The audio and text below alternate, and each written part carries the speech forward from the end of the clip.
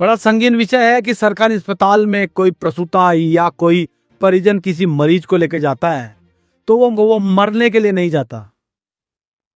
आप देखिए, इन 4 प्रसूताएं, इनके नाम मैं आपको बता रहा हूं। इनके इनके नाम है पायलो, ज्योति नायक, प्रिया महावर और पिंकी महावर। ये 4 महिलाएं किडनी फेलियर से मर जाती है, संक्रमण से मर जाती हैं।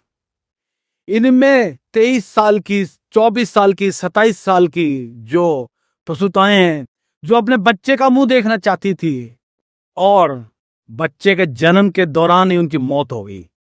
कोटा के सरकारी अस्पताल, न्यू मेडिकल कॉलेज और जेके लोन अस्पताल में सिजेरियन डिलीवरी के दौरान 4 प्रसूताओं की मौत हो गई। आपको बता दें कि अब तक 4 जो महिलाएं, जो प्रसूताएं डिलीवरी के दौरान जिनकी मौत हुई, 8 अन्य महिलाओं की तबीयत ऑपरेशन के बाद से अचानक बिगड़ गई। कई महिलाओं में गंभीर यूरिनल ब्लॉकेज, यानी कि जो पेशाब है वो नहीं उतर पा रहा है, किडनी फेलियर, गुर्दा खराब होने की गंभीर शिकायतें, संक्रमण की पुष्टि हुई है। चिकित्सा विभाग के मंत्री गजेंद्र सिंह खेवसर जाते हैं और वह दौरा करते हैं, लेकिन उनके हाथ वहां कुछ नहीं लगता।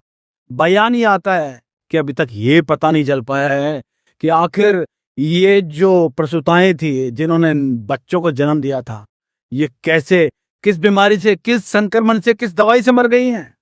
सरकारी अस्पतालों की जो स्थितियां हैं वो इतनी गंभीर हो चुकी हैं कि करोड़ों अरबों रुपए की दवाइयां फ्री हर महीने आती हैं, डॉक्टर्स की तनख्वाह होती हैं, अस्पताल के रखरखाव होते हैं, लेकिन 10 में से 6-8 मरीज नाखुश होकर जाते हैं।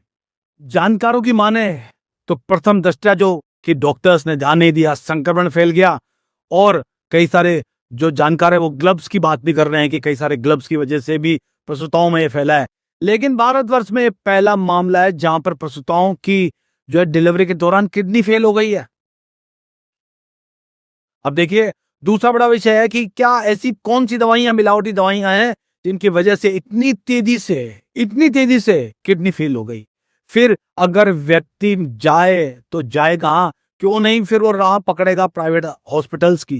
क्यों नहीं वो वहां जाएगा? सरकार बदलती रहती है लेकिन व्यवस्थाएं वैसी ही चरमराई हुई, बेकार और जनता को दुखी करने वाली बनी रहती हैं। ये जिनका इलाज सुपर स्पेशलिटी ब्लॉक में चल रहा था, आप देखिए सुपर स्पेशलिटी ब्लॉक, भैया जानलेवा हो रहा है ये ब्लॉक आपका। करोड़ों रुपए के बजट लगते हैं, लेकिन जो है बेचारी माएं, नई माएं जो है वो अपने बच्चों का मुंह नहीं देख पाई। ये कौन सी दवा कंपनियां हैं, इनके नाम उजागर करो। किन दवाओं का सेवन इन प्रसूताओं ने किया था? क्यों सरकारें बचाने पे लगती हैं? समझ में नहीं आता।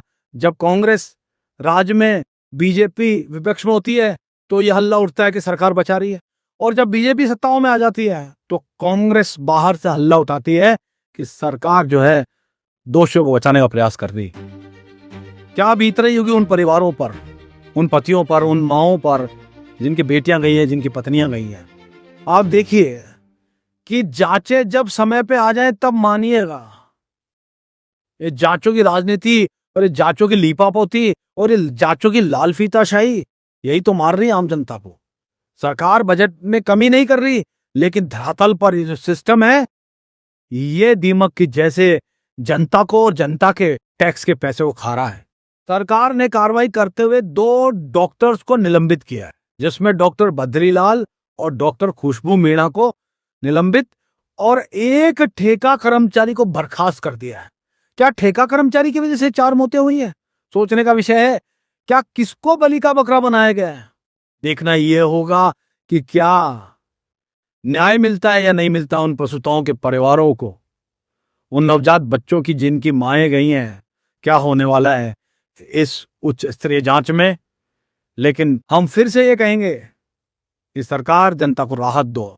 इनके टैक्स के पैसे का अरबों खरबों रुपया जो है आप जनता की भलाई के में खर्च करते हो, लेकिन धरातल पर नतीजा जो है बहुत कमजोर है, दुखद। आप इस बारे में क्या सोचते हैं हमें कमेंट के माध्यम से बताइएगा, और हम ऐसे मुद्दे उठाते रहेंगे, आप हमारा साथ देते रहेंगे। जय हिंद, वंदे मातरम।